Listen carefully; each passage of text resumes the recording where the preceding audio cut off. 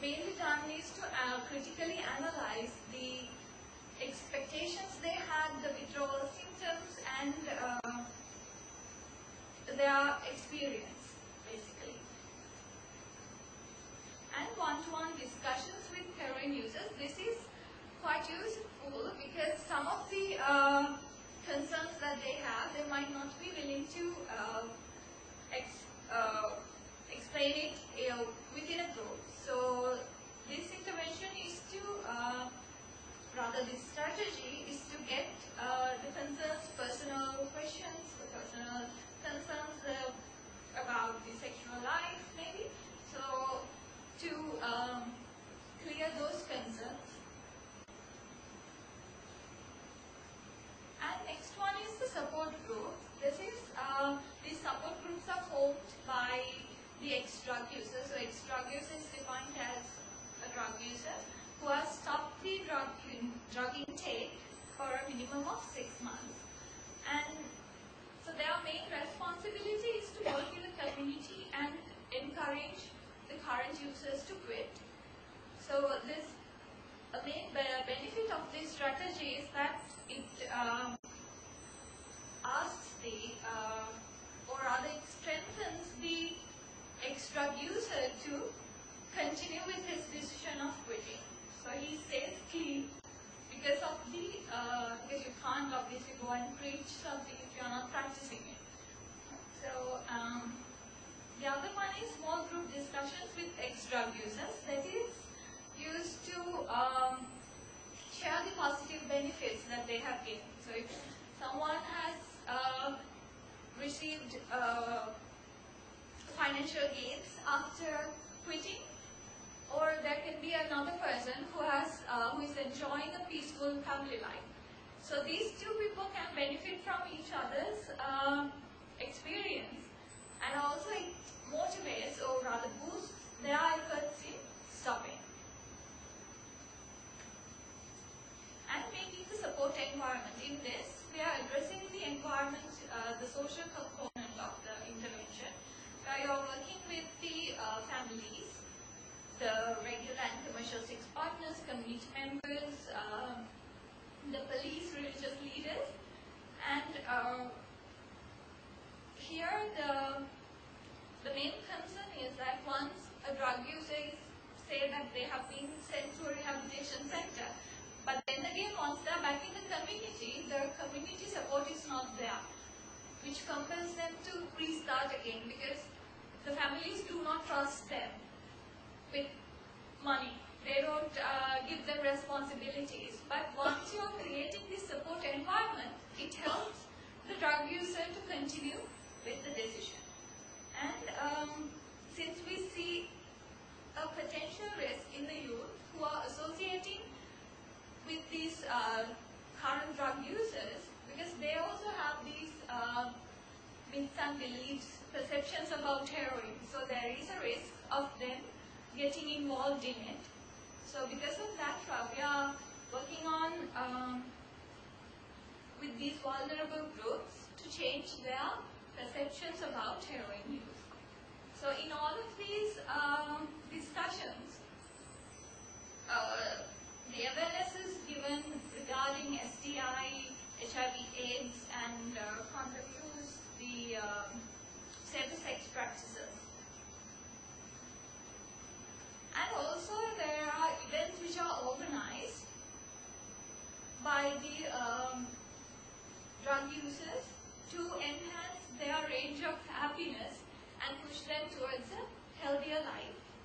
So it kind of attempts to develop their personalities because they are given the responsibility of organizing these kind of events. And of course the follow-up systems are established so that the sustainability is ensured. To go on the results and outcomes, on a broader sense, this intervention reduces the individual risk behaviors and it promotes the people are practicing safer sex practices, and it motivates them to get medical assistance for symptoms and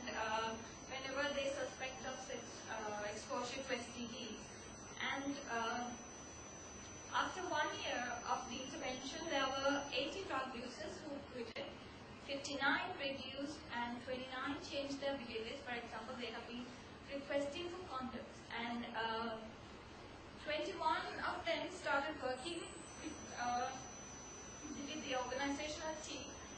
So these are the ones who have been free from the drug, and 31 were referred to the STD clinic. So in these events, the National STD/AIDS Control Program have been quite facilitating this, and of course 59 of them relapsed. The interventions with the regular sex partners, it was reported that 32 of them provide support for the drug use certificate.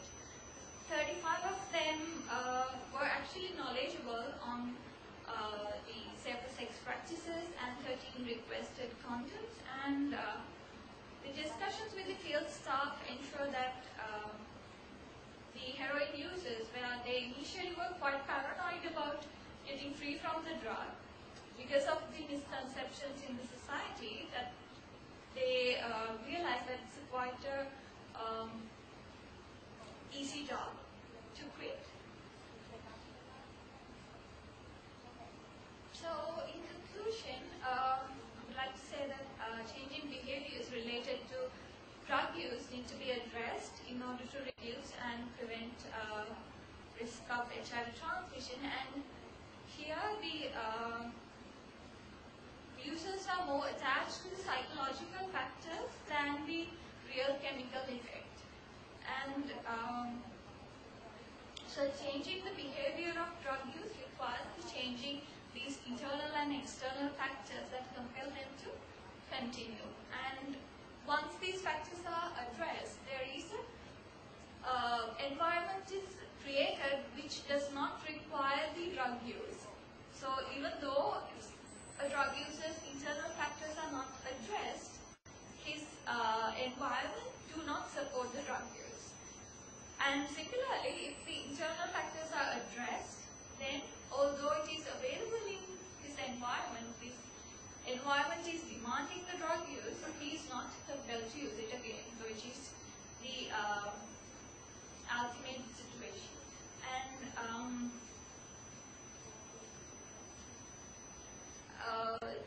an interesting fact is that once, similar to the trend of promoting this drug use, another reverse trend is created where being free is promoted.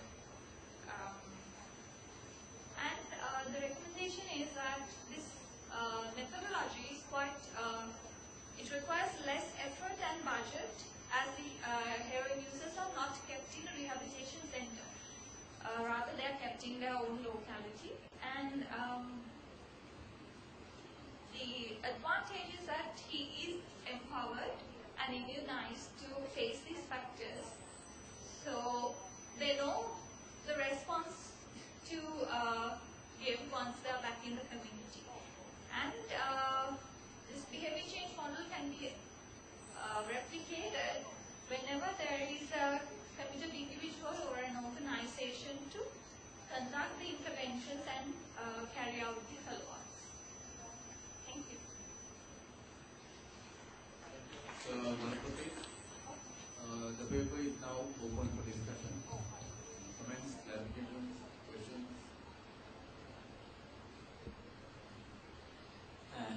You have done behavior change.